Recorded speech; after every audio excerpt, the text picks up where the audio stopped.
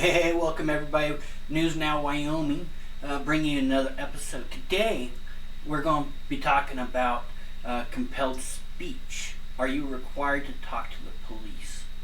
And why this is important. Here in Cheyenne, or I'm not in Cheyenne, I'm outside of Cheyenne, but a 2-year-old boy yesterday was found dead in a dumpster. It appears that the parents were extremely negligent. The father was passed out drunk when the police came and knocked on the door. And neighbors knew about it. They knew that this child was in danger. There have been many times that the cops have been called. And then one of our groups here there in Cheyenne actually said, hey, it is the law for you to report. For anybody to report. And so I want to look at the law itself. I want to look to see why I think the law itself is bad. I do want to preface this by saying, if you know somebody who's abusing a child or neglecting a child and you don't report it, you are a scumbag. You are just as bad as that person, and I would even argue that you are worse than that person. No, not worse, but you are just as bad. If you know a child being abused, report it. Whether or not it's legal, if it's constitutional, report it. So, Title 14.3.205, Child Abuse or Neglect, Persons Required to Report. Remember, so a lot of states have mandatory reporting. I think I was reading an article that said 48 out of the 50 states have mandatory reporting laws by certain people, and most of those will include police officers, teachers, psychiatrists, and things like that, people like that, right? Here in Wyoming, we take that further. We say any person who knows or has reasonable cause to believe or suspect that a child has abused or neglected, who observes any child being subjected to conditions or circumstances that would reasonably result in abuse or neglect, shall immediately report it to Child Protective Agency or local law enforcement agency, or cause a report to be made. We're going to just skip the rest of that sentence because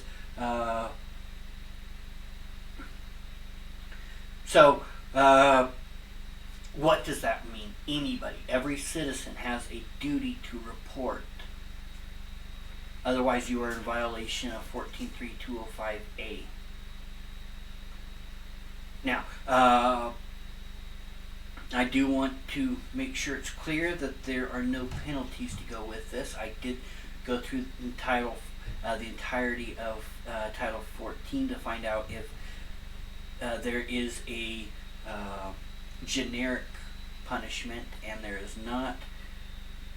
And so, in my opinion, this is just one of those feel-good laws that are passed, right?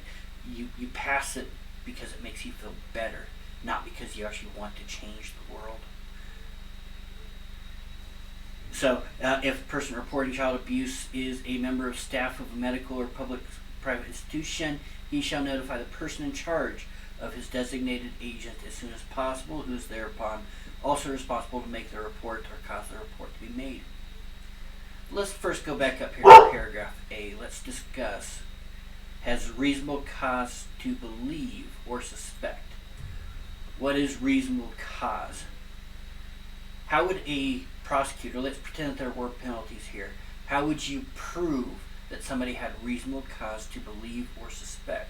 Again, I think that if you were to take this law to actual court, it would be overly broad. A kid told me that he was being abused. I thought he was being, he was lying. Everything he was saying just didn't seem right. Would that be cause for you to not actually suspect that what they are telling you is true? If you know that child to be an extreme liar? I mean, again, this is so overly broad that it's unenforced. Well, it's unenforceable because there's no penalty, but it's just unenforceable, right? This is a feel-good law. It just makes you feel better that it's there in place. So C continues that any employer who discharges or penalizes an employee solely for making a report of neglect or abuse is guilty of a misdemeanor. So this one specifically gives a crime for punishing an employee for reporting. So if an employee of a daycare sees that one of the employees are abusing children and they report it, and you are the owner and you fire that person for reporting it, then you are guilty of a misdemeanor by imprisonment of not more than 6 months or a fine of not more than $750. D, a person who knowingly and intentionally makes a false report of child abuse or neglect, or who encourages or coerces another person to make a false report, is guilty of a misdemeanor. So, if you report and they can prove that you were lying about it, then you are also guilty of a misdemeanor. Again, these are specifically spelled out in here, the same punishments, but there is no punishment listed up here in A. So there is no punishment for it. Now let's go to the other side of this. It has repeatedly been held that you do not have to speak to the police. Now, I'm going to be the first to admit to you that for mandatory reporting laws, states have been torn on this. Multiple states, federal government has not really, the federal courts have not really touched on it, on if it is reasonable, if the government holds a particular interest in this, which I could see that argument being made, that your First Amendment rights against compelled speech are overshadowed by the governmental interest in protecting children. That's a great argument to be made, and one that has been successful at the court levels, or the state levels, state court levels, but has not been brought to the federal levels. Now, why is it different for a teacher, a cop, or them? Because in most cases, they are not actually held to a criminal standard. They lose their job, right? They can be fired for not reporting. And just like a court case has held that a officer can be forced by internal affairs to answer questions or they be fired, that is okay as long as what they say in those statements are not held against them in a court of law. So if they hold them criminally liable, anything that they say during that testimony is not permissible to be used against them in court. So you could either speak or you could be fired. Those are your two options. If you speak, what you say will not be held against you in a court of law. So really it's granting them full immunity from prosecution for anything that they say that the internal affairs can't prove through other means. And likely if they've only found out about stuff via this compelled speech, that could be ruled as fruit of the poisonous tree. Not saying it would be, it could be. So again, by them speaking, they keep their job and they are basically granted immunity from criminal prosecution in that. Could it be held against them? Could their statements be held against them in a civil suit? That's a great question. I don't know the answer to that. I haven't looked at the case law on that, if there is any. So what case law is there for you just speaking to police? Because we are routinely told by lawyers, do not speak to the police without an attorney present, ever. So if I see child abuse, following the guidance from attorneys, I don't have to call the cops without talking to an attorney first. Probably a good idea. I want to protect myself at the same time as reporting this abuse. So Is it permissible for the state to pass a law that says you must speak to the police? And with that, I would argue no. That is them compelling speech. That is a violation of your First Amendment rights. We're going to look at a couple different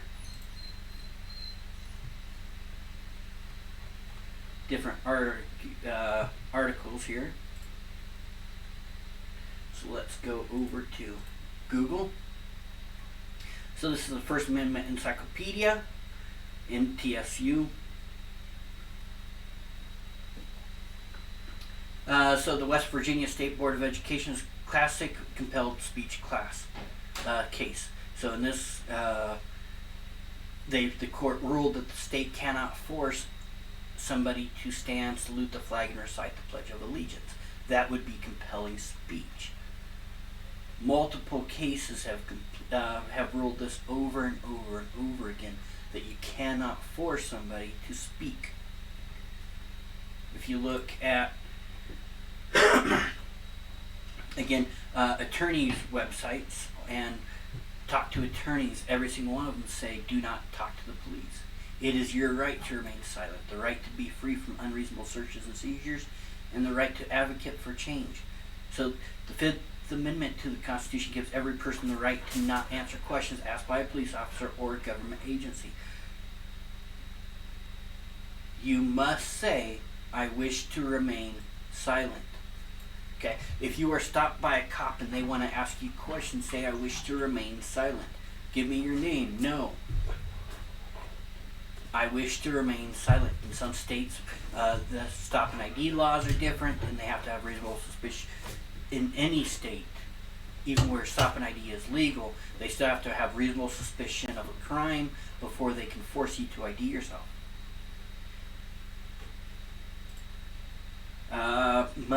Can I walk away? So, even without any reason to suspect that you've done nothing wrong, a police officer can approach you to ask questions and ask to search you or your objects. So, this is an important point.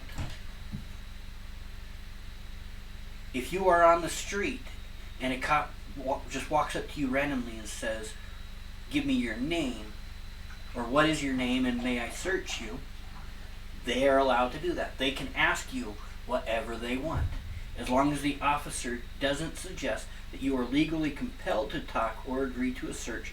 The officer has done nothing wrong. That's United States v. Drayton. Let's take a look at this.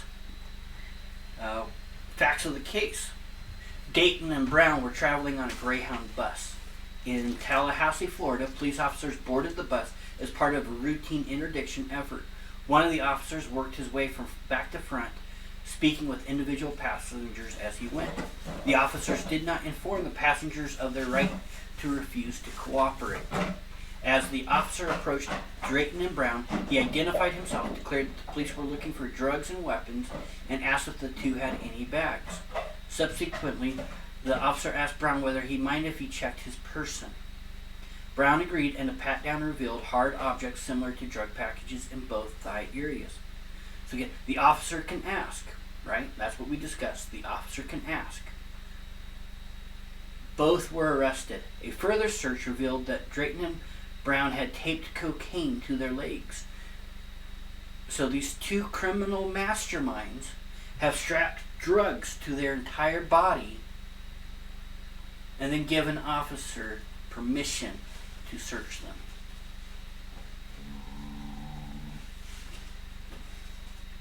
Think about that. You are covered in drugs, and you know you are covered in drugs, and you give them permission to search you. No. Don't allow yourself to be searched even under the best of circumstances, but definitely don't do it if you know you are violating the law. Charged with federal drug crimes, Drayton and Brown moved to suppress the cocaine on the ground that their consent to the pat-down searches was invalid. In denying the motions, the district court determined that the police conduct was not coercive and Drayton and Brown's consent to the search was voluntary.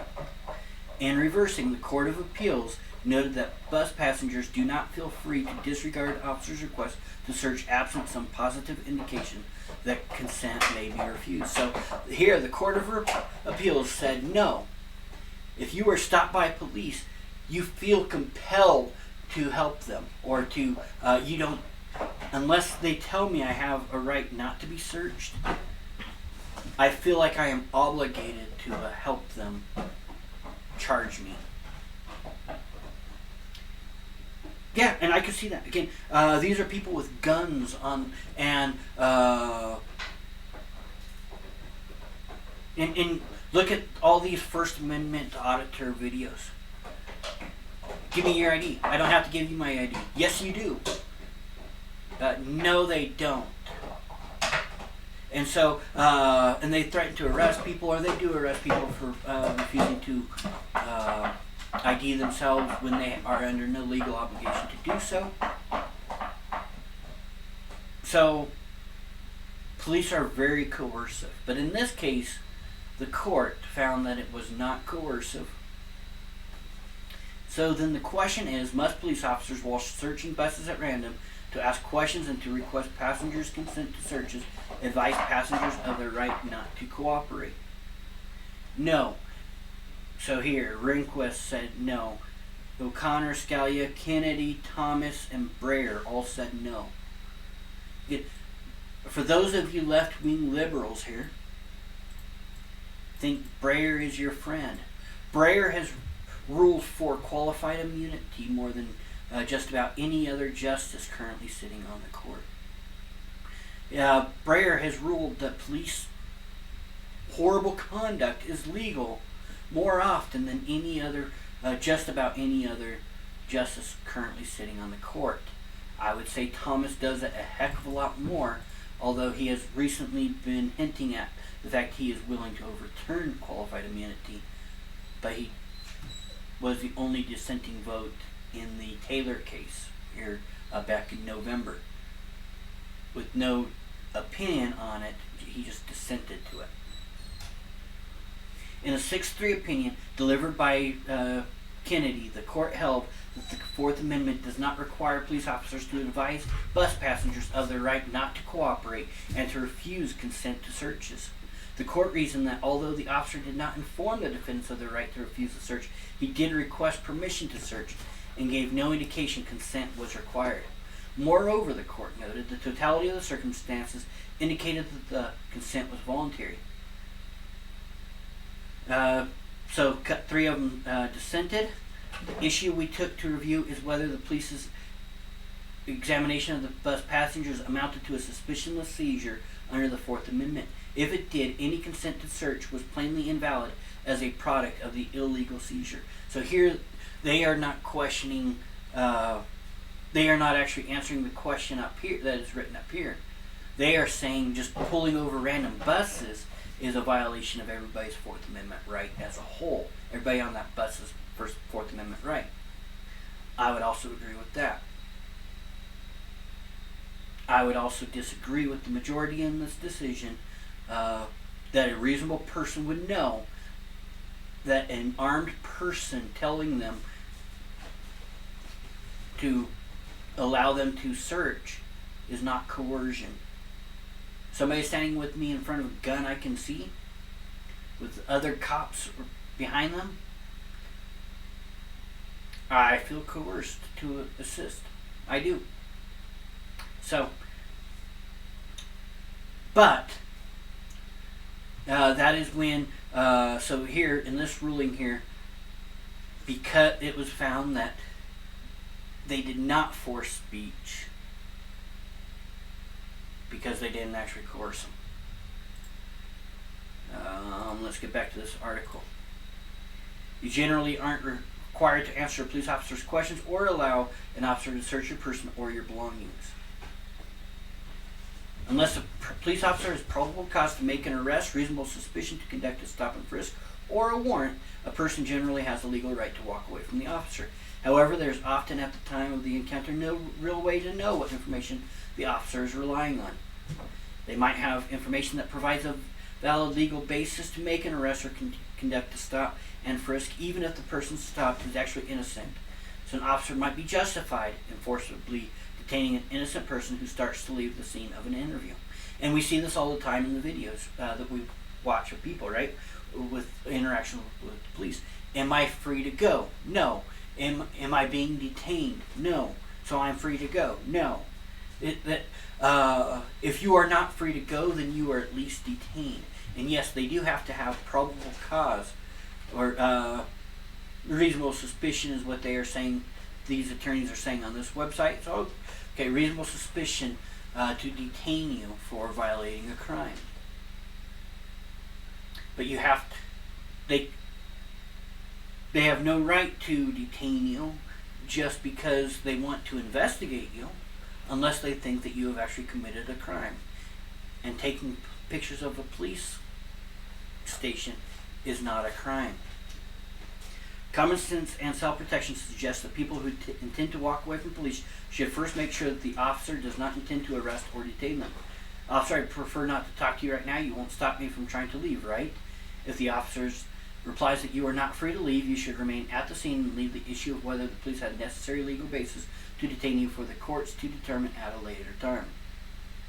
But again, and here's my issue with this guidance, and this is the guidance that a lot of people give. If they don't actually arrest you, and you file suit for just detaining you, courts have routinely held that you were not injured by their action, therefore you cannot bring suit. So there is no remedy for you, and police are continuously do this, and continuously trample all over your rights because you were not actually injured, and they are not held to account for that. This is why I strongly want Congress to just remove all qualified immunity and change the times that we can actually sue the police. Must the officer read me my Miranda rights? And this is going to go in that case I brought you the other day of the here in Cheyenne, Wright versus Howe, right? A Miranda warning. A Miranda warning is required only if a suspect is in custody and the police interrogate the suspect. So, custody and interrogation both have to occur for Miranda to be important.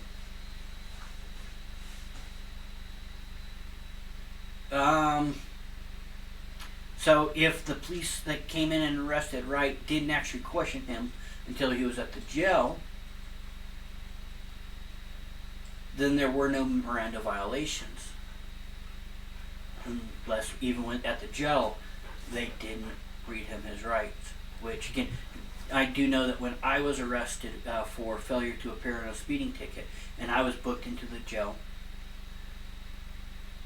they read me my rights again when I got to the during the booking process.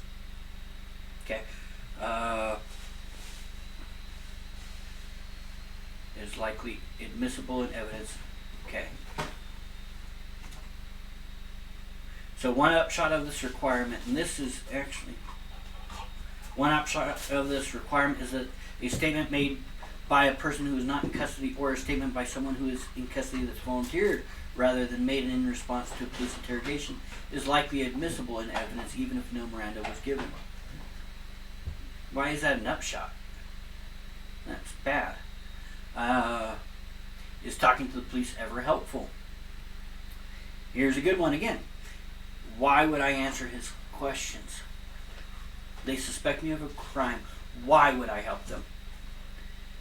Perhaps a possible suspect can show unequivocally that he was at dinner with a friend the moment a crime was committed. On the other hand, many criminal defense attorneys would say that suspects should almost never talk to the police without consulting counsel first. And I would stick by that. Even if you are arrested for a crime you didn't commit, do not talk to them, answer their questions, do not assist them with prosecuting you without an attorney present. I'm not an attorney, so this is not legal advice, but that's just advice overall. Alright, so there we go, you guys. Let's come back over to this. What do you guys think about mandatory reporting laws? Are they constitutional? Can you be compelled to speak? Do you have to talk to police officers? Let me know in the comments below. Make sure you hit the like and subscribe. Have a great day. Thank you.